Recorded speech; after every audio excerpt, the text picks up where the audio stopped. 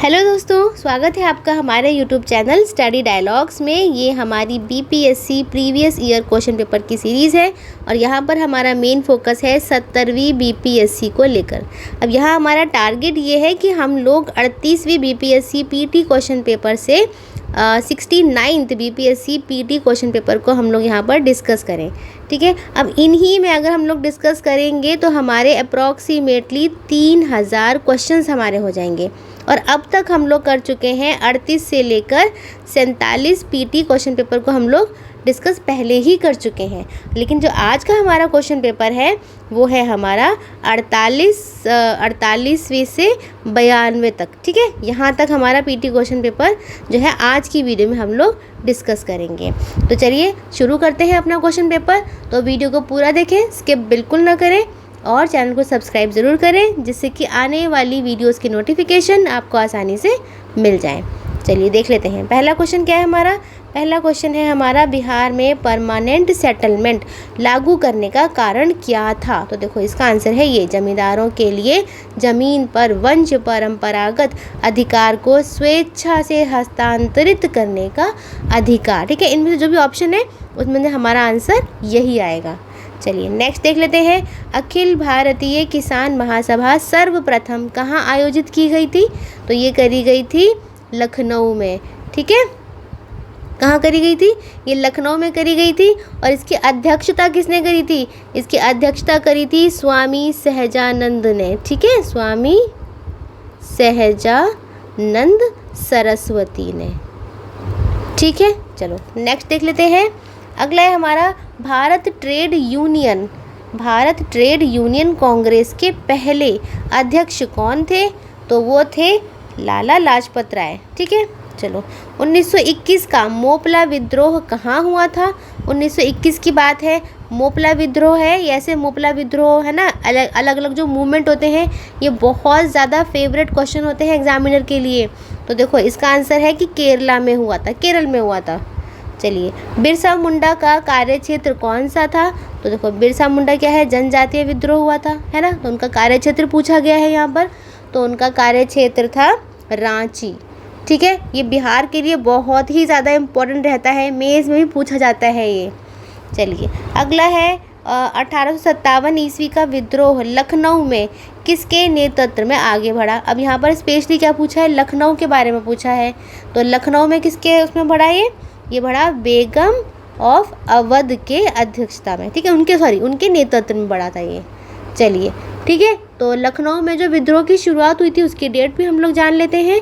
तो ये डेट थी 4 जून 1857। ठीक है, 1857 को ये शुरू हुआ था।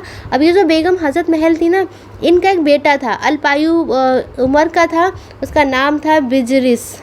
ये उसको बनाना चाहती थी नवाब वहाँ का। क्या नाम था, बिरजिस कादिर। ठीक है, तो बिजरिस कादिर को अब वहाँ का नवाब बनाना चाहती थी, तो इसीलिए ये इस लखनऊ में इन्होंने नेतृत्व किया था। चलिए, लीडरशिप करी थी। नेक्स्ट हम लोग देख लेते हैं, भारत में नारी आंदोलन इनकी प्रेरणा से प्रारंभ हुआ। तो किन की प्रेरणा से हुआ, ज्योतिनी फुले की। ठीक है, चलिए, बिहार सोशलिस्ट पार्टी के संस्थापक कौन थे। बिहार सोशलिस्ट पार्टी के बारे में पूछा है, इम्पॉर्टेंट है ये। तो उनके थे जयप्रकाश नारायण। ठीक है, तो बिहार में सोशलिस्ट पार्टी के संस्थापक जयप्रकाश नारायण जी थे।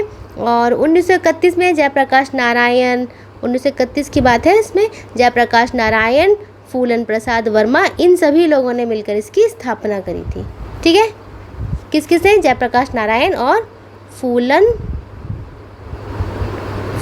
प्रसाद वर्मा। ठीक है, चलिए अब है नेक्स्ट क्वेश्चन है हमारा, ट्रेड यूनियन आंदोलन के क्रांतिकारी चरण का समय था। अब ट्रेड यूनियन की बात हो रही है, ट्रेड यूनियन के आंदोलन की बात यहाँ पर हो रही है। तो उसका समय कौन सा था, ये था 1926 से लेकर 1939 का समय था। ठीक है, 1926 से 1939 का समय। भारत में प्रथम रेलवे लाइन किस ब्रिटिश गवर्नर के समय बिछाई गई थी। प्रथम की बात पूछी गई है, मतलब पहला, सबसे पहली जो थी रेलवे लाइन उस टाइम पर कौन था ब्रिटिश गवर्नर, तो वो था लॉर्ड डलहौजी, ठीक है, लॉर्ड डलहौजी। अब है मध्यकाल में बटाई शब्द, यहाँ बटाई शब्द को लेकर क्वेश्चन पूछा गया है, और मध्यकाल मतलब है मेडिवल में, ठीक है ना, मेडिवल का टाइम था। बटाई शब्द का अर्थ पूछा है, तो बटाई शब्द का क्या अर्थ था, ये था लगान निर्धारण का एक तरीका था ये, कि लगान कितना लगाना है, इस तरह का एक तरीका था ये, ठीक है। अब है अंतिम मौर्य सम्राट था, अंतिम, ठीक है, अंतिम मौर्य सम्राट कौन सा था, तो ये था बृहद्रथ, ठीक है। अब देखो इसकी जो हत्या थी वो 185 ईस्वी पूर्व में, ठीक है, 185 ईस्वी पूर्व में उसका सेनापति था, सेनापति का नाम क्या था, पुष्यमित्र शुंग, ठीक है, क्या नाम था, पुष्यमित्र शुंग, तो उसके द्वारा उसकी हत्या करी गई थी, ठीक है। और फिर क्या हुआ था, फिर हुआ था कि चंद्रगुप्त मौर्य ने अपने गुरु, उनका गुरु का नाम क्या था, चाणक्य, ठीक है, तो अपने गुरु चाणक्य की सहायता से अंतिम नंद शासक धनानंद को पराजित करा था, ठीक है। चलिए ये हिस्ट्री का ये जो पार्ट रहता है बहुत ज़्यादा इम्पोर्टेंट रहता है। अब देख लेते हैं अशोक के ब्राह्मी अभिलेखों को सर्वप्रथम किसने पढ़ा था। अब अशोक के हैं और ब्राह्मी अभिलेख है, तो सबसे पहली बार किसने पढ़ा, ये पढ़ा प्रिंसेप ने, जेम्स प्रिंसेप ने पढ़ा था, ठीक है, जेम्स प्रिंसेप ने पढ़ा था 1837 ईस्वी में। चलिए अब है सेंड्रोकोटस से चंद्रगुप्त मौर्य की पहचान किसने की। अब देखो ये किसने बताया कि जो सेंड्रोकोटस है यही चंद्रगुप्त है, तो ये बताया था विलियम जोन्स ने बताया था, ठीक है। चलो नेक्स्ट है हमारा कौटिल्य अर्थशास्त्र कितने अधिकरणों में विभाजित है। कौटिल्य अर्थशास्त्र के बारे में पूछा गया है, तो ये है 15 अधिकरणों में विभाजित है ये। अब है नवनालंदा महाविहार किसके लिए विख्यात है, तो किसके लिए है, ये है संग्रहालय के लिए, ठीक है। चलो नेक्स्ट है विश्व का सबसे ऊंचा कहा जाने वाला विश्व शांति स्तूप बिहार में कहाँ है, तो ये है राजगीर में, सबसे ऊंचा है ये, बहुत चढ़ाई चढ़नी पड़ती है, ठीक है, बहुत ज़्यादा ऊंचा है। बिहार का क्वेश्चन है, बहुत ज़्यादा फेवरेट क्वेश्चन रहते हैं ये बिहार में। चलो अब है बोध गया में बोधि वृक्ष अपने वंश की इस पीढ़ी का है, यानी कि कौन सी पीढ़ी का है, तो ये है पंचम, ठीक है, ये 5वीं पीढ़ी का है। चलिए अब है विश्व का पहला गणतंत्र वैशाली में किसके द्वारा स्थापित किया गया। अब तो पूरे विश्व का है पहला गणतंत्र यानी कि रिपब्लिक है, ठीक है, और वैशाली जगह दे रखी है, तो वैशाली में कौन लोग थे, लिच्छवी लोग थे, तो उनके द्वारा करा गया था। चलिए अब है पाटलिपुत्र के संस्थापक कौन थे, पाटलिपुत्र का संस्थापक कौन था, ये था उदयन, ठीक है। अब है इल्तुतमिश ने बिहार में अपना प्रथम सूबेदार किसको नियुक्त किया, तो नियुक्त किया था मलिक जानी को। चलो आगे देख लेते हैं। आगे है हुमायूं ने चुनार दुर्ग पर प्रथम बार आक्रमण कब किया। हुमायूं ने पहली बार है ना चुनार दुर्ग पर कब आक्रमण किया था, तो 1532वीं ईस्वी में किया था। अब है अकबर ने बंगाल तथा बिहार को मुगल साम्राज्य में मिलाया, तो वो कौन सा सन था, यह है 1575 ईस्वी में। चलो आगे देखते हैं, हिस्ट्री के क्वेश्चन चल रहे हैं हमारे यहाँ पे। अब ये है एतमादुद्दौला का मकबरा आगरा में किसने बनवाया था, तो ये बनवाया था नूरजहाँ ने, ठीक है, किसने बनवाया था, नूरजहाँ ने बनवाया था। देखो इसके कुछ पॉइंट्स देख लेते हैं हम लोग।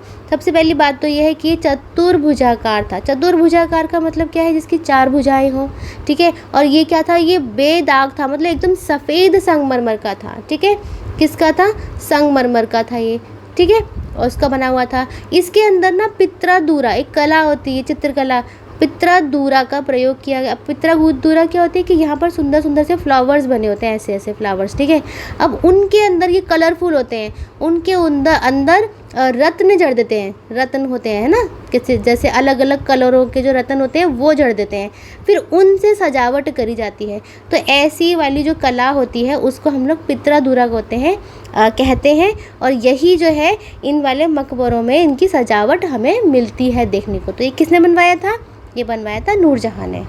चलिए, अब है महारानी विक्टोरिया ने भारतीय प्रशासन को ब्रिटिश ताज के नियंत्रण में लेने की घोषणा कब करी थी? तो कब करी थी? ये करी थी 1 नवंबर 1858 को करी थी। ठीक है ना? कब करी थी? 1 नवंबर 1858 को करी थी। और इसमें क्या हुआ था कि ये जो दरबार था ये इलाहाबाद में लगा था। ठीक है, कहाँ लगा था? इलाहाबाद में ये दरबार लगा था। लॉर्ड कैनिंग के उसमें लगा था, लॉर्ड कैनिंग। ठीक है, लॉर्ड कैनिंग के इसमें लगा था। और यहाँ पर क्या हुआ था कि भारत का शासन सीधे क्राउन के अंडर आ गया था। तो क्राउन कौन थी? क्राउन थी महारानी विक्टोरिया। तो उन्होंने अपने अंडर ले लिया था। ठीक है, कंपनी का राज था वो हटा दिया था। चलिए आगे चलते हैं। अब है मुग़ल सम्राट शाह आलम द्वितीय, शाह आलम सेकंड की बात हो रही है।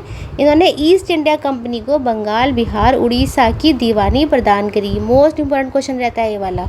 ठीक है, तो कब प्रदान करी? ये करी थी 12 अगस्त 1765 में।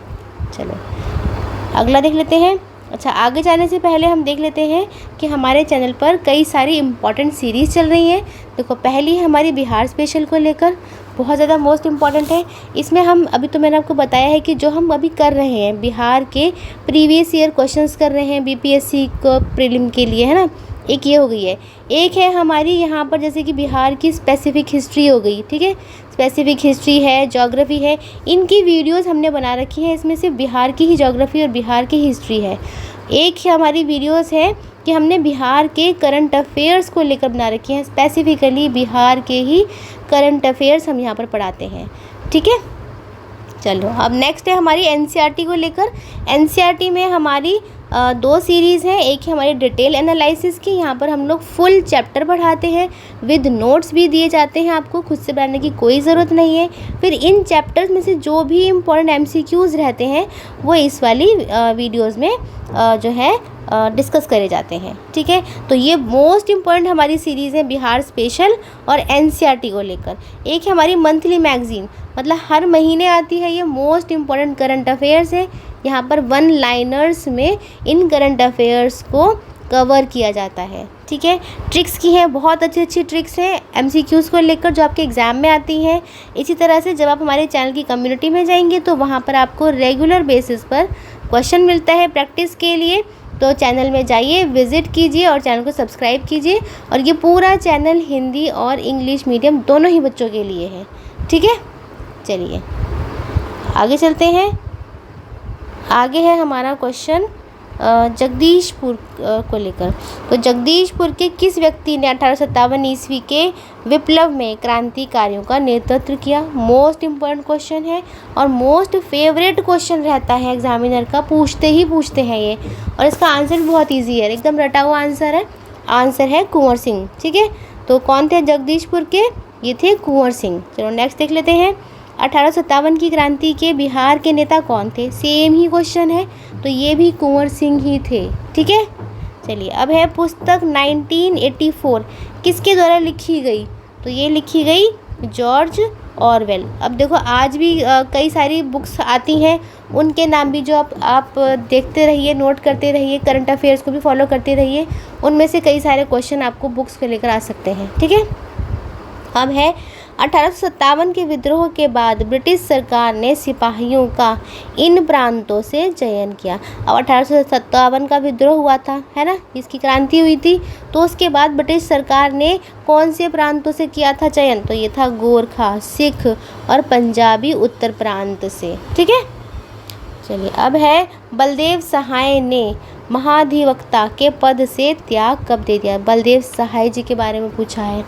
ठीक है, तो इसका आंसर आएगा 1942। अब देखो, ये तब की बात है जब 1942 में हमारा क्विट इंडिया मूवमेंट चला था, यानी कि भारत छोड़ो आंदोलन चला था, है ना। तो उस टाइम पर यहाँ पर ये जो थे बलदेव सहाय थे, इन्होंने अपना त्यागपत्र दे दिया था। ठीक है, क्योंकि उन्हें बहुत गुस्सा आया था, क्योंकि अंग्रेज़ों ने बहुत ज़्यादा बदतमीज़ी करी थी।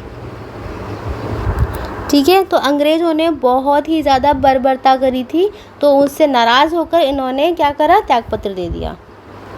आगे चलते हैं।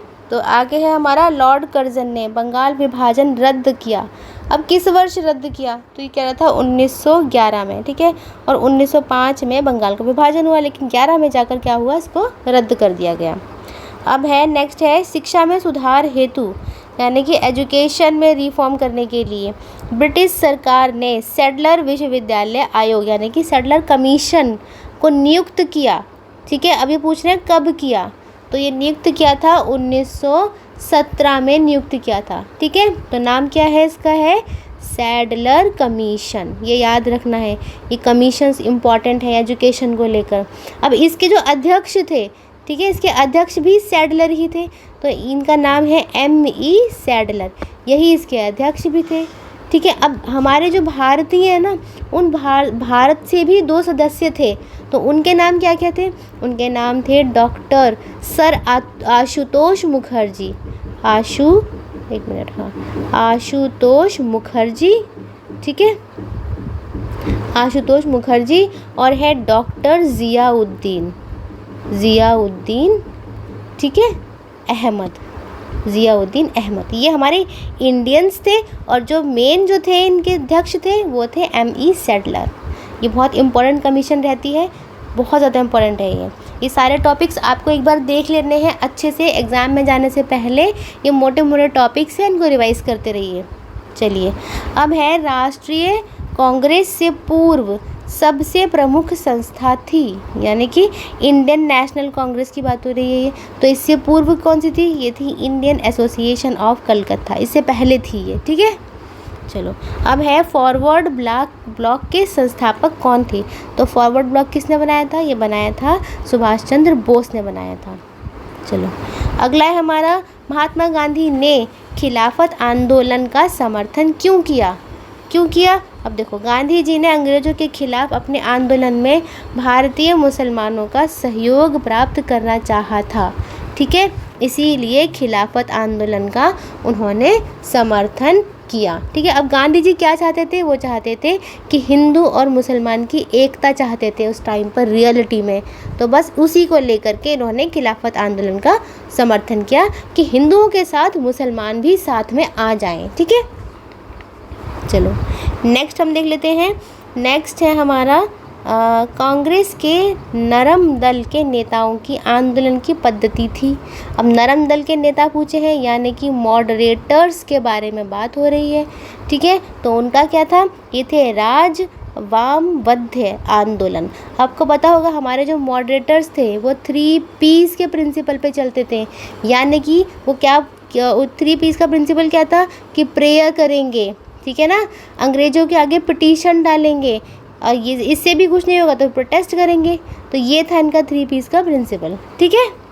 चलिए, अब है जलियांवाला बाग में प्रदर्शन के लिए क्यों लोग जमा हुए थे। अब जलियांवाला बाग का जो हत्याकांड है बहुत ज़्यादा इम्पॉर्टेंट है ये, तो उस टाइम पर क्या हुआ था, किचलू तथा सत्यपाल को बंदी बनाने के विरोध में प्रदर्शन करने के लिए जो लोग थे वो जलियांवाला बाग में इकट्ठे हुए थे, लेकिन वहाँ पर क्या हुआ था, तो वहाँ पर हुआ था कि जनरल ओ डायर ने आकर वहाँ पर गोलियाँ चला दी थी निहत्थे लोगों पर, ठीक है।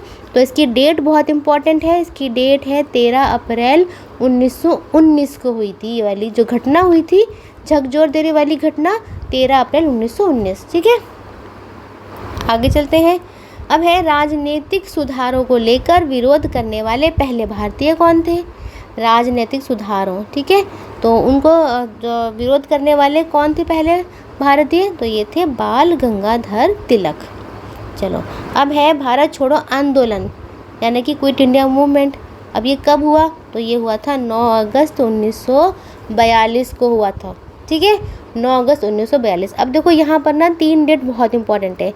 एक डेट है हमारी 14 जुलाई 1942, एक है हमारी 7 अगस्त 1942, और एक जो भी क्वेश्चन में पूछा गया है ये है 9 अगस्त 1942। तो देखो 14 जुलाई वाले दिन क्या हुआ था, 14 जुलाई वाले दिन जो है उस दिन कांग्रेस की कार्यकारी समिति की बैठक हुई थी कि हाँ, हमें इस प्रस्ताव पर उन्होंने साइन करे थे कि हमें भारत छोड़ो आंदोलन यानी कि क्विट इंडिया मूवमेंट हमें करना है। तो इस पर क्या हुए थे, प्रस्ताव पारित हुआ था इस दिन, ठीक है। तो प्रस्ताव पारित की डेट हो गई। अच्छा, अब हम देख लेते हैं कि 7 अगस्त के दिन क्या हुआ था। तो 7 अगस्त के दिन बम्बई का जो ऐतिहासिक ग्वालियर टैंक है, ठीक है, कौन सा टैंक है? ग्वालियर टैंक, ये जगह का नाम है, इम्पॉर्टेंट है। तो ग्वालियर टैंक के मैदान में अखिल भारतीय कांग्रेस कमेटी की वार्षिक बैठक हुई थी, ठीक है। और वहाँ पर जो अध्यक्ष थे उनका नाम बहुत इम्पॉर्टेंट है, अध्यक्ष का नाम था मौलाना अबुल कलाम आज़ाद, ठीक है। क्या था? मौलाना अबुल कलाम आज़ाद। और 9 अगस्त को आपको पता होगा कि 9 अगस्त को तो आंदोलन हमारा शुरू हुआ था, लेकिन शुरू होते ही क्या हुआ था? शुरू होते ही जो गांधी जी थे और जो बड़े बड़े नेता थे ना, उनको गिरफ्तार यानी कि अरेस्ट कर लिया था। और अरेस्ट करके आगा खां पैलेस में उनको बंदी बना लिया गया था, ठीक है, रखा गया था, ठीक है। तो गांधी जी को आगा खान में रखा और जो बाकी बड़े नेता थे वो जहाँ जहाँ पर थे वहाँ पर उनको उस जगह पर जेलों में बंदी बना लिया गया था। चलिए आगे देख लेते हैं। आगे हमारा रॉलेट एक्ट कब पास हुआ था? रॉलेट एक्ट के बारे में है। एक मिनट, एक क्वेश्चन छूट गया है, देखो ये क्या है। गांधी जी ने असहयोग आंदोलन कब प्रारंभ किया? असहयोग आंदोलन कब करा? नॉन कॉर्पोरेशन मूवमेंट है इसका मतलब, ठीक है। नॉन कॉर्पोरेशन मूवमेंट 1920 में चला था। अब है रॉलेट एक्ट, ये कब पास हुआ? तो रॉलेट एक्ट आया था 1919 में, ठीक है। अब है गांधी जी ने भारत में पहली बार सत्याग्रह आंदोलन बिहार में कहाँ पर करा? तो बिहार में करा था, चंपारण में करा था, ठीक है। चंपारण सत्याग्रह 1917 में 3 खड़े सिस्टम के खिलाफ करा था, ठीक है। चलिए अब है मुजफ्फरपुर में किंग्सफोर्ड की हत्या का प्रयास कब किया गया? अब देखो मुजफ्फरपुर जगह का नाम दे रखा है, किंगफोर्ड की हत्या का प्रयास है, लेकिन डेट पूछी है कब करा? तो ये करा था 1908 में करा था, ठीक है। डेट इसकी प्रॉपर डेट देख लेते हैं। प्रॉपर डेट है 30 अप्रैल 1908 को प्रफुल्ल चाकी, ठीक है। ये 2 नाम बहुत इंपॉर्टेंट है इसको लेकर के, प्रफुल्ल चाकी और खुदीराम बोस, ठीक। खुदीराम बोस ने इनकी हत्या का प्रयास किया था, लेकिन प्रफुल्ल चाकी ने क्या करा था कि पुलिस से बचने के लिए आत्महत्या कर ली थी और खुदीराम बोस को गिरफ्तार करके फांसी दे दी गई थी, ठीक है। ये इम्पोर्टेंट पॉइंट्स से हमने डिस्कस कर लिए हैं। अब है प्रभावती देवी किस क्षेत्र की स्वतंत्रता संग्राम सेनानी थी? तो ये थी भागलपुर की। चलिए नेक्स्ट है हमारा 1942 के आंदोलन में डॉक्टर राजेंद्र प्रसाद को किस जेल में कैद रखा था? देखो ये इम्पॉर्टेंट है, डॉक्टर राजेंद्र प्रसाद को किस जेल में रखा था? ये रखा था उनको बांकीपुर जेल में रखा था। अब है हमारा अगला क्वेश्चन, ये है चंपारण नील आंदोलन का राष्ट्रीय नेता कौन थे? तो चंपारण नील के राष्ट्रीय नेता कौन थे? महात्मा गांधी। अभी जो मैंने डिस्कस करा जो पिछला क्वेश्चन था कि 1917 में हुआ था, 3 खड़े सिस्टम को लेकर हुआ था, है ना, वही क्वेश्चन है ये। अब है जयप्रकाश नारायण इस पार्टी से जुड़े थे? तो जयप्रकाश नारायण का भी हमने क्वेश्चन करा था पीछे, तो ये आएगा सोशलिस्ट पार्टी से जुड़े हुए थे ये। चलिए अब ये है मिलान करना है यहाँ पर। तो यहाँ पर मिलान क्या है? देखो बारदोली है, तो बारदोली कहाँ है? गुजरात में। चौरी चौरा वाला हत्याकांड कहाँ हुआ था? ये हुआ था उत्तर प्रदेश में। अब है यरवदा जेल कहाँ है? महाराष्ट्र में थी, जहाँ पे गांधी जी कई बार गए थे यरवदा में, है ना। अब है नोआखाली के जो दंगे हुए थे वो पश्चिम बंगाल में हुए थे। तो ये पूरा जब आप हिस्ट्री पढ़ लोगे अच्छी तरह, आप तुरंत से ये जो है मैचिंग अच्छे से कर लोगे। चलिए अब है, देखो ये क्वेश्चन हमें नहीं करना है ना, ये सारे क्वेश्चन हमें नहीं करने, ये उस टाइम की करंट अफेयर्स हैं, अभी रेलेवेंट नहीं है ये हमारे लिए। तो हम चलते हैं क्वेश्चन नंबर 54 पर। 50 ये है भारत की सर्वाधिक वर्षा मुख्यतः प्राप्त होती है। यहाँ पर वर्षा यानी रेनफॉल के बारे में पूछा है, मैक्सिमम कहाँ से होती है? तो ये होती है दक्षिण, देखो यहाँ पर दक्षिण पश्चिम आएगा, ठीक है। कौन सी होती है? साउथ वेस्ट मानसून होती है, क्योंकि इंडिया में यही वाला मानसून तो आता है ऐसे, तो ये होता है साउथ वेस्ट मानसून, ठीक है। चलिए अब है रांची शहर स्थित है, तो रांची कहाँ पर है? देखो रांची तो झारखंड में है, अभी हमने क्वेश्चन भी करा था बिरसा मुंडा वाला। चलिए अब है बिहार एवं उत्तर प्रदेश राज्यों में संयुक्त सिंचाई परियोजनाएं हैं। अब देख लेते हैं कि बिहार की और उत्तर प्रदेश की, ये 2 राज्य हैं, जुड़े हुए हैं, सीमा लगी हुई है, तो इनकी संयुक्त सिंचाई परियोजना कौन सी है? इसके ऑप्शन देख लेते हैं। तो इसका ऑप्शन में आएगा हमारा, एक मिनट, देखिए ये जो पेज है ये एक्स्ट्रा पेज आ गया, यहाँ पर दोबारा से रिपीट हो गया है, 27 28 है ना, ये रिपीट हो गया है, तो हम लोग इस पेज को स्किप कर देंगे, इसको नहीं देखेंगे। यहाँ से ये अगला पेज, यहाँ पर है ये क्वेश्चन, ठीक है। चलिए, तो यहाँ पर क्या है, उसका आंसर क्या है, गंडक परियोजना। गंडक परियोजना है संयुक्त परियोजना उत्तर प्रदेश और बिहार की। चलो नेक्स्ट है हमारा, हाँ ये जो है, ये देखो ये भी जो पुराने टाइम का जो करंट अफेयर है ना, उसी से है कि बिहार के क्षेत्रफल में कुल बोई गई भूमि का प्रतिशत है, तो ये करंट अफेयर में ही आता है, काफ़ी पुराना है ये, तो अभी आप इसको रिलेट करें ना आपके यहाँ से। चलो अब हम करेंगे 58, द्वितीय हरित क्रांति। आपको पता होगा सेकंड ग्रीन रिवॉल्यूशन की बात हो रही है, ठीक है। तो सेकंड ग्रीन रिवॉल्यूशन में हमारा सही ऑप्शन क्या होगा, तो ये होगा जैव प्रौद्योगिकी के प्रयोग से, यानी कि सेकंड ग्रीन रिवॉल्यूशन पर जोर किस पर दिया जाता है, बायोटेक्नोलॉजी पर, ठीक है। चलिए अब है क्वेश्चन नंबर 60। ये मैंने आपको बताया है ना कि जो क्वेश्चन हम लोग डिस्कस नहीं कर रहे हैं वो अब के टाइम पे रेलेवेंट नहीं है, ठीक है। उनको आप क्या कर सकते हो कि अब के नए आंकड़े आप अपने ऐड कर सकते हो उन्हीं टॉपिक्स को जो यहाँ पर हमें दे रखे हैं। चलिए अब ये है, यह सत्य होगा कि भारत को परिभाषित किया जाए। भारत को किस तरह से परिभाषित किया जाए कि भारत एक श्रम आधिक्य वाली अर्थव्यवस्था के रूप में है, यानी कि हम क्या कह सकते हैं कि भारत जो है लेबर सरप्लस, ठीक है, लेबर सरप्लस इकोनॉमी है, यानी कि हमारे भारत में क्या है, लेबर बहुत ज़्यादा है, सरप्लस इकोनॉमी है लेबर वाली, ठीक है। चलिए अब है हमारा है, यहाँ भी हमें मिलान करना है, तो देखो अत्यधिक गर्म, अत्यधिक गर्म में हम लोग लगाएंगे सहारा को, ठीक है। अत्यधिक ठंडा जहाँ पूछा जाएगा तो ये आएगा अंटार्कटिका। अत्यधिक वर्षा वाला, तो वर्षा वाला आएगा चेरापूंजी, और अत्यधिक सूखा अगर पूछा जाए तो ये है चिली, ठीक है। चलिए अब है ग्रेट बैरियर रीफ के समीप स्थित है। ग्रेट बैरियर रीफ कहाँ पर है, तो ग्रेट बैरियर रीफ है ऑस्ट्रेलिया में। आपको पता होगा कि ऑस्ट्रेलिया का डायग्राम अगर हम बनाए तो इधर की तरफ जो है बहुत सारे कोरल रीफ्स की बहुत बड़ी चौड़ी सी पट्टी है, इसी को हम लोग ग्रेट बैरियर रीफ कहते हैं, ठीक है। तो ऑस्ट्रेलिया के पास है। चलो दक्षिण गंगोत्री स्थित है, तो दक्षिण गंगोत्री अंटार्कटिका में है, ठीक है। यहाँ पे साइंटिफिक रिसर्च होती है इंडिया की, ठीक है। अब है इंडिया के साइंटिस्ट करते हैं दक्षिण अमेरिका की सबसे बड़ी नदी। अब दक्षिण अमेरिका में पूछा है, सबसे बड़ी नदी पूछी है, सबसे बड़ी नदी कौन सी है, सबसे बड़ी नदी है यहाँ पर अमेज़न, ठीक है। अब ये वाले क्वेश्चन हमें नहीं करने हैं, हम डायरेक्ट कौन सा करेंगे, 69 करेंगे। अब है रेलवे जोन, रेलवे का जोन मुख्यालय हाजीपुर स्थित है, तो हाजीपुर कहाँ पर है, ये बिहार में हाजीपुर है, ये तो कोई क्वेश्चन ही नहीं देखा जाए तो। चलिए अब ये है दक्षिण गोलार्ध में सबसे बड़ा दिन है। दक्षिणी गोलार्ध का मतलब क्या है कि साउदर्न हेमिस्फीयर में पूछा गया है, यानी कि अगर हमारी अर्थ है, ठीक है, तो अर्थ में ऊपर वाला क्या होता है, नॉर्दर्न हेमिस्फीयर होता है, और नीचे वाला क्या होता है, साउदर्न हेमिस्फीयर। तो यहाँ पर पूछा है दक्षिणी गोलार्ध में सबसे बड़ा दिन कौन सा है, तो ये होता है हमारा, ये एनसीईआरटी से पूछा गया है ये क्वेश्चन, ठीक है। ये है 22 दिसंबर। अगर आप हमारे एनसीईआरटी के एमसीक्यूज़ को देखोगे या फिर डिटेल की वीडियोस देखोगे तो वहाँ पर हमने बहुत ज़्यादा अच्छे से पढ़ा रखा है, और पूरी अलग से स्पेसिफिक वीडियोस भी हैं इन टॉपिक्स की, आप जाकर देखिए, आपको बहुत अच्छे से समझ में आएगा।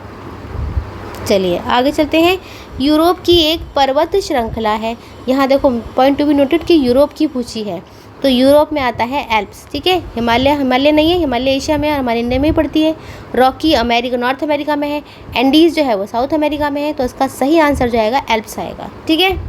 अब देखो भारत की कुल जनसंख्या, आज के आंकड़े कर लेना इसमें, इन क्वेश्चंस में आपको आज के आंकड़े देखने हैं, क्वेश्चन देख लेने हैं, ऐसा नहीं करना है क्वेश्चन नहीं करने हैं, आपको क्वेश्चन देखने हैं, ठीक है ना। और इसकी जो पीडीएफ है पूरे क्वेश्चन पेपर की पीडीएफ, वो आपको टेलीग्राम पे मिल जाएगी। अगर आप हमारे टेलीग्राम को ज्वाइन करते हैं तो वहाँ पर आपको ये पीडीएफ मिल जाएगी। मैं आपको लिंक जो है वीडियो के नीचे प्रोवाइड करवा दूँगी, ठीक है। चलिए ये क्वेश्चन देखने के बाद अब हम चलते हैं यहाँ पर 77। भारत में जनसंख्या के अनुसार तीसरा एवं क्षेत्रफल में 12वां राज्य है, तो ये बिहार है हमारा, ठीक है। अगर आप 2011 के सेंसस से देखोगे तो थर्ड, अगर हम पॉपुलेशन वाइज देखें तो थर्ड नंबर पर आता है, लेकिन अगर हम एरिया वाइज देखें तो 12वें नंबर पर आता है। चलिए अगला है हमारा 78th, किस संविधान संशोधन बिल के द्वारा वोट देने की आयु 21 वर्ष से घटाकर 18 वर्ष कर दी गई। ठीक है, पहले 21 वर्ष थी लेकिन घटाकर कर दी 18 वर्ष। तो कौन सा था? ये था 61वां। कौन सा था ये था 61वां कॉन्स्टिट्यूशनल अमेंडमेंट एक्ट 1989 का था। ठीक है, इसमें क्या था? इसमें जो हमारा आर्टिकल था ना 326, उसमें संशोधन करा था और उसमें मतदान की आयु क्या कर दी? 18 वर्ष कर दी, 21 साल से घटाकर।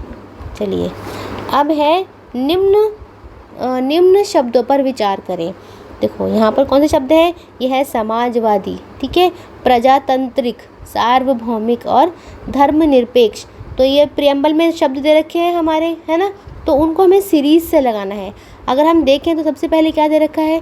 सॉवरेन दे रखा है, फिर सोशलिस्ट दे रखा है ना, फिर सेक्युलर है और फिर है डेमोक्रेटिक रिपब्लिक। बस इसको सीक्वेंस से लगाना है, यही है ये। ठीक है, चलिए अब है भारत के संविधान में मौलिक कर्तव्य। मौलिक कर्तव्य का क्या मतलब है? यानी कि फंडामेंटल ड्यूटीज़ की बात हो रही है। तो वो किस संविधान संशोधन के द्वारा जोड़ा गया? तो ये जोड़ा गया था 42वें संविधान संशोधन के द्वारा। अब देखो यहाँ पर एक कमेटी की रिकमेंडेशन थी, तो वो कमेटी कौन थी? कमेटी का नाम था सरदार स्वर्ण सिंह कमेटी। ठीक है, सरदार स्वर्ण सिंह कमेटी ने रिकमेंडेशन दी थी कि आप जो है फंडामेंटल ड्यूटीज़ भी इंक्लूड करिए। ठीक है, और कॉन्स्टिट्यूशनल अमेंडमेंट कौन सा था? 42nd constitutional amendment act 1976। इसमें पार्ट भी देख लेते हैं। पार्ट है हमारा पार्ट 4 में हमने ऐड करा इसको, पार्ट 4A में। ठीक है, पार्ट 4A में करा। चलो, और आर्टिकल कौन सा आता है? आर्टिकल आता है 51। ठीक है, 51 क अगर हम देखें हिंदी में तो क को हम बोलते हैं, इंग्लिश में करें तो 51A लिखते हैं इसको। ठीक है, चलिए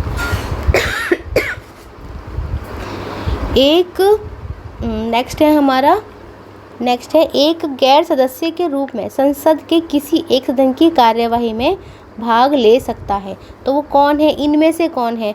तो वो है महान्यायवादी, यानी कि अटॉर्नी जनरल की बात हो रही है। ठीक है, चलो अगला है हमारे संविधान के अनुसार राज्यसभा का कार्यकाल। अब देखो हमारे संविधान यानी कॉन्स्टिट्यूशन के अकॉर्डिंग अगर हम देखें तो जो हमारी राज्यसभा है उसका कार्यकाल कितना है? तो देखो उसका होता है कि वो समाप्त होने का विषय है ही नहीं।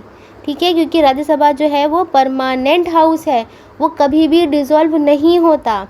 तो अगर हम देखें अपना आर्टिकल यानी कि अनुच्छेद 83, ठीक है, 83 क्लॉज 1 के अनुसार अगर हम देखें तो राज्यसभा परमानेंट हाउस है, वो डिसॉल्व नहीं होता। लेकिन उसके जो मेंबर्स हैं उनमें 1/3 जो मेंबर्स हैं, ठीक है, वो क्या होते हैं? संसद की विधि द्वारा किए गए उपबंधों के अनुसार हर 2 वर्ष में सेवानिवृत्त हो जाते हैं। यानी कि हर 2 साल में अगर हम कहें तो 1/3 मेंबर को रिटायर कर दिया जाता है।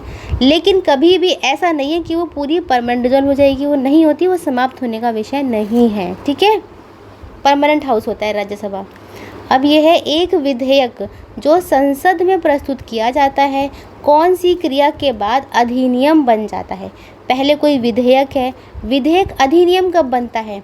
तो विधेयक अधिनियम बनता है जब राष्ट्रपति अपनी सहमति दे देता है। ठीक है, यानी कि राष्ट्रपति अपने हस्ताक्षर कर देते हैं, अपनी सहमति दे दी उन्होंने, उसके बाद विधेयक अधिनियम बन जाता है। ठीक है, अब है हमारा नेक्स्ट है सीमा सुरक्षा बल की स्थापना। देखो सीमा सुरक्षा बल है, ठीक है, SSB, इसकी स्थापना कब की गई? तो इसकी स्थापना करी गई थी 1965 में।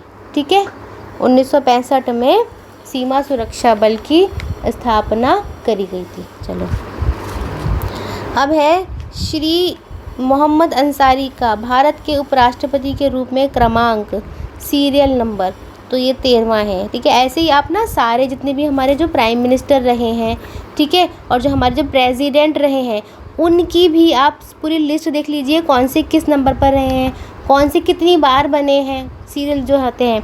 ये बहुत इंपॉर्टेंट टॉपिक रहता है, ऐसा आपको अपना एक शॉर्ट नोट बना लेना है कॉपी में। ठीक है, चलो, अब यह है यदि राष्ट्रपति एवं उपराष्ट्रपति का पद खाली हो तो भारत के राष्ट्रपति के पद पर कौन होता है। अब देखो यहाँ पूछा गया है कि राष्ट्रपति भी नहीं है और उपराष्ट्रपति जो है वो भी नहीं है, उनके पद खाली हैं, तो कौन आएगा उनके बदले?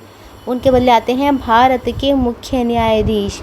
ठीक है, तो ये लिखा है हमारे भारत में, जो हमारा जो कॉन्स्टिट्यूशन में आर्टिकल है, आर्टिकल 70 में ये कहा गया है, अगर मानो कोई भी ऐसी परिस्थिति आती है कि ना तो हमारे प्रेसिडेंट हैं और ना ही हमारे वाइस प्रेसिडेंट हैं, है ना, वो अभी उपलब्ध नहीं है, तो क्या होगा? तो हमारे जो सर्वोच्च न्यायालय है ना, उनके मुख्य न्यायाधीश यानी कि चीफ जस्टिस ऑफ इंडिया आके ये पदभार संभालेंगे। और अगर ये भी नहीं होते ना प्रेजेंट, तो सुप्रीम कोर्ट के जो मोस्ट सीनियर लॉयर होते हैं, ठीक है, मोस्ट सीनियर जो न्यायाधीश हैं, मोस्ट सीनियर जज होते हैं, वो आके यहाँ पर पोस्ट को संभालते हैं। ठीक है, चलिए अगला देख लेते हैं। अब अगला है, किस सदन में अध्यक्षता करने वाला अधिकारी उस सदन का सदस्य नहीं होता है। तो देखो ये कौन है? राज्यसभा में नहीं होता है ऐसा, क्योंकि जो राज्यसभा में जो प्रिसाइडिंग ऑफिसर होते हैं वो हमारे वाइस प्रेसिडेंट होते हैं, आपको पता होगा, है ना। तो अनुच्छेद, इनके आर्टिकल्स देख लेते हैं। अनुच्छेद 63 में ये लिखा है कि उपराष्ट्रपति जो है हमारे यानी कि वाइस प्रेसिडेंट हैं, वो राज्यसभा के प्रिसाइडिंग ऑफिसर होते हैं। ठीक है ना, तो ये हमें आर्टिकल भी हमें यहाँ पर याद करना है। इस तरह से आर्टिकल 64 भी देख लेना, आर्टिकल 65 भी देख लेना, ये इसी चीज़ को लेकर हैं। चलिए और देख लेते हैं। अब ये है श्रीमती प्रतिभा पाटिल, देखो ये उस टाइम पर आया था इसलिए ये क्वेश्चन पूछा गया है। आगे चलते हैं। आगे है हमारा भील जाति को लेकर। भील जाति कहाँ पाई जाती है? तो देखो भील जाति को अगर हम देखें तो वो महाराष्ट्र में पाई जाती है, क्योंकि जब आप ऐसे इंडिया का आप ऐसे मैप बनाएंगे ना, ठीक है, तो भील जाति जो है वो थोड़ा इधर की तरफ है, यहाँ पर सेंट्रल और वेस्टर्न पार्ट में। और ये सारे कौन सा स्टेट है? असम जो इधर की तरफ आएगा, है ना, झारखंड इधर आ जाएगा, पश्चिम बंगाल इधर आ जाएगा, तो ये महाराष्ट्र इसका आंसर आएगा। चलिए अब है भारत में चलित न्यायालय। चलित न्यायालयों की बात हो रही है। इनका मानस पुत्र मतलब कि ब्रेन चाइल्ड कौन है? तो इनका ब्रेन चाइल्ड था न्यायमूर्ति भगवती। ठीक है, चलिए अब है एक उच्च न्यायालय का न्यायाधीश अपना, उच्च न्यायालय की बात है, अपना जो त्यागपत्र है, ठीक है, त्यागपत्र संबोधित करता है, किसको देता है? तो वो देते हैं राष्ट्रपति को देते हैं ये लोग। चलिए अब है भारतीय संविधान में, हाँ देखो ये है भारतीय संविधान में कितनी भाषाओं के रूप में मान्यता प्राप्त है। देखो ये क्वेश्चन बहुत ज़्यादा इम्पॉर्टेंट है। तो यहाँ पर बेसिकली क्या है कि ये जो हमारा जो कॉन्स्टिट्यूशन है उसके अंदर स्टार्टिंग में 14 थी, ठीक है, 14 भाषाएं थी, लेकिन बाद में 8 और ऐड कर दी गई, तो टोटल 22 भाषाएं हो गई हैं। अब इसको हम देख लेते हैं। तो पहला जो अमेंडमेंट हुआ था ना वो 21वां हुआ था, 21वां अमेंडमेंट एक्ट हुआ था 1967 में हुआ था। तो उस टाइम पे सिंधी लैंग्वेज ऐड करी गई थी, ठीक है।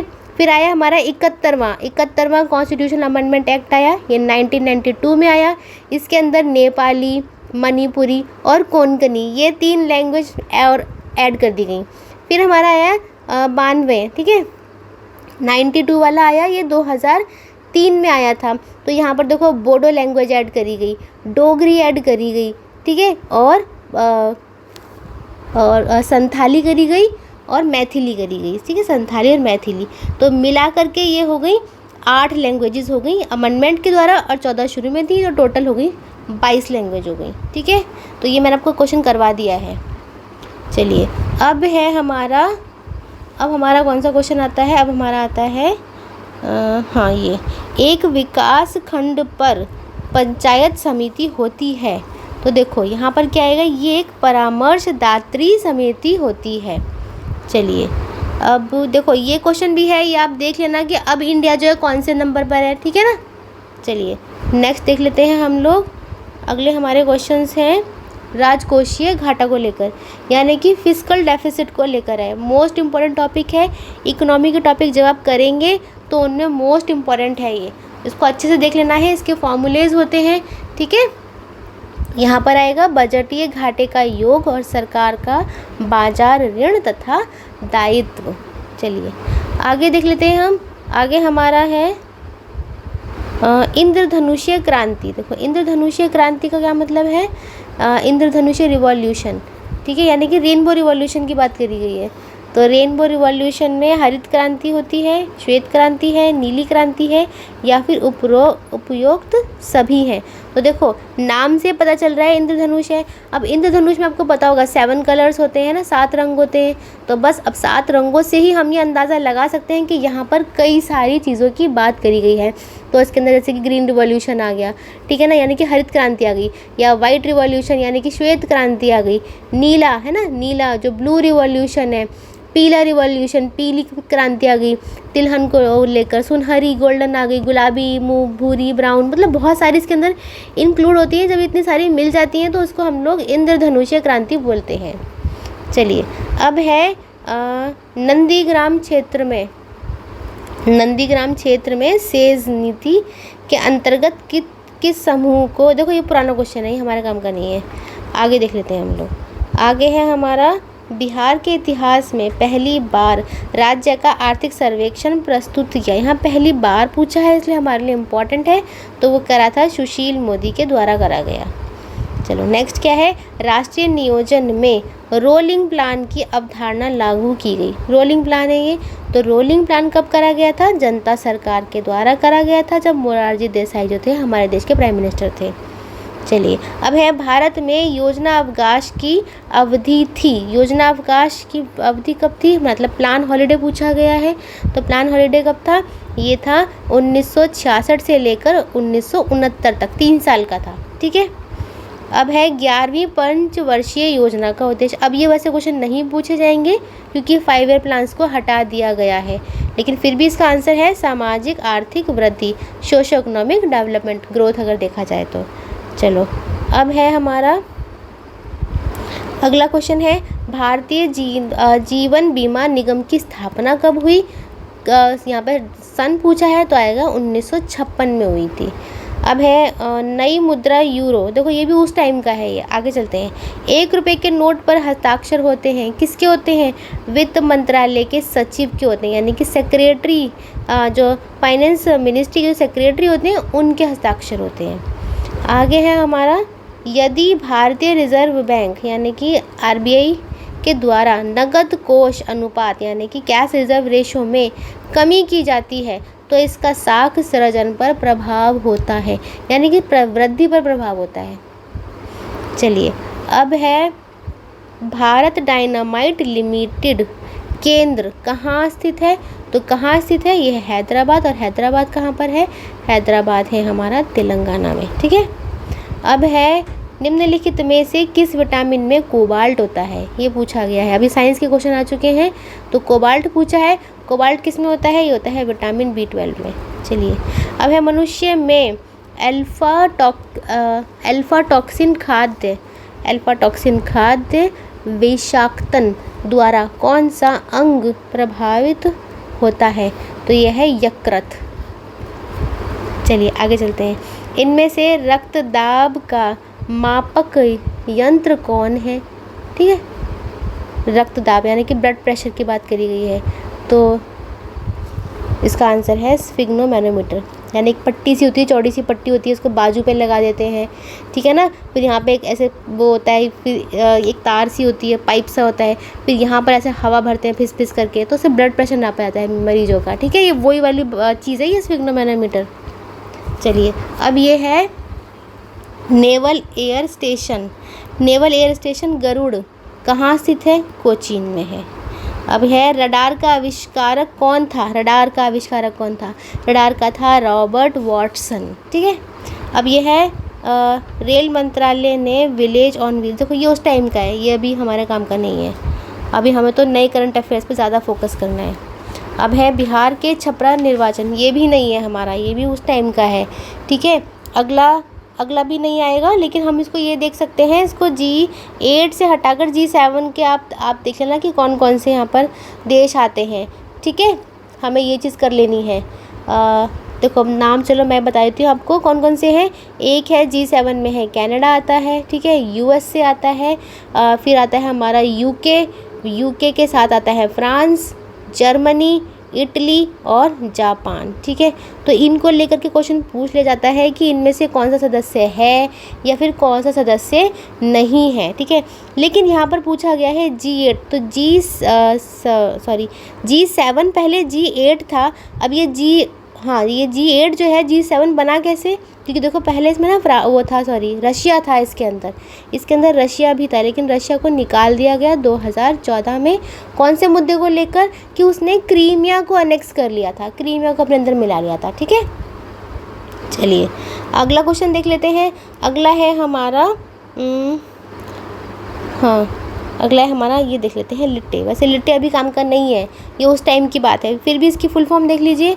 तो ये है लिबरेशन टाइगर्स फॉर तमिल इलम। ठीक है, अब इसी तरह से यहाँ पर पूछा गया है कि G15, लेकिन G15 नहीं, आप G20 करना, क्योंकि G20 हमारे देश में भी हुई थी पिछले साल। ठीक है, तो यहाँ से आपका क्वेश्चन बन सकता है। ठीक है, अब यह है निम्न में से कौन संयुक्त राष्ट्र की सुरक्षा परिषद का स्थायी सदस्य नहीं है, यानी कि यूनाइटेड नेशन सिक्योरिटी काउंसिल की बात करी गई है। अब आपको पता होगा इस काउंसिल में 5 जो हैं वो परमानेंट मेंबर्स होते हैं, है ना, 10 जो हैं वो नॉन परमानेंट मेंबर्स होते हैं। तो यहाँ पर 5 परमानेंट के बारे में पूछा है, तो 5 परमानेंट कौन कौन से हैं, तो 5 परमानेंट अगर हम देखें तो ये हैं USA है परमानेंट में, UK है और फ्रांस, ये तो हो गए परमानेंट, है ना, सॉरी 2 और हैं, ये है चाइना और है रशिया। तो ये 5 हमारे परमानेंट हैं।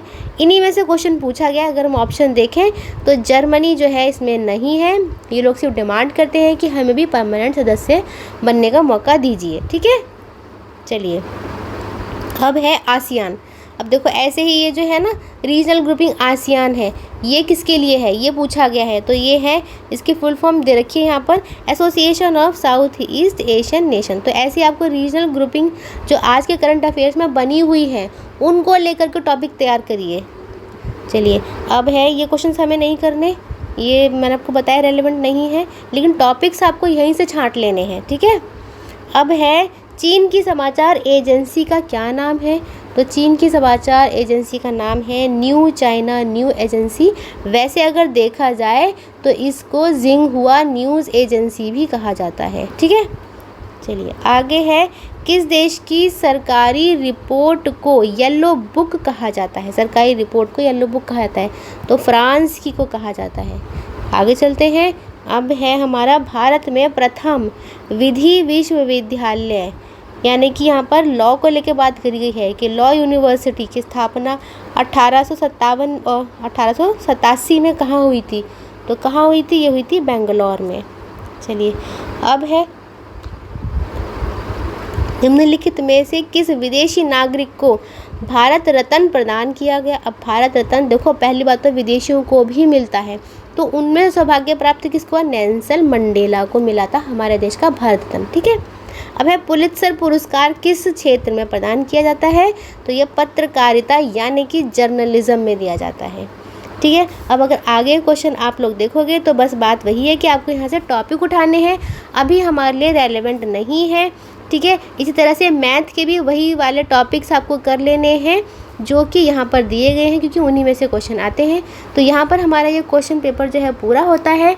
ठीक है, तो वीडियो को आप लोग लाइक करें, शेयर करें और सब्सक्राइब भी करें, और आशा करती हूँ कि आपको समझ में आया होगा। लेकिन अगर फिर भी कोई डाउट है तो आप पूछ सकते हैं हमें कमेंट करके, और हमें ये ज़रूर बताएं कि आपको हमारी वीडियो कैसी लगी। तो चलिए मिलते हैं नेक्स्ट वीडियो में। Happy learning.